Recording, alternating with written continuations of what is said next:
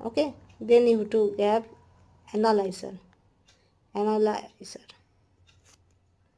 Then you have to go,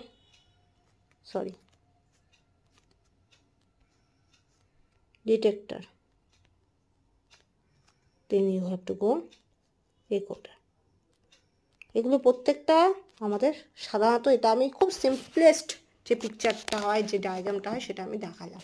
যেখানে তোমার source is connected with sample, sample is connected with modulator that should be connected with analyser connected with detector is connected with recorder. Okay, তো if there must be source is there, সেখানে তোমাকে sample inject করতে হবে, সেটা connect থাকবে মডুলেটরের পর analyse হবে, তারপর সেটা ডিটেক্টরে যাবে, তারপরে সেটা রেকর্ডারে গিয়ে তোমার স্পেকট্রাম শো হবে। ঠিক আছে, এবার এটা মনে রাখবে যে তোমার যতগুলো স্পেকট্রোস্কোপি থাকে, যে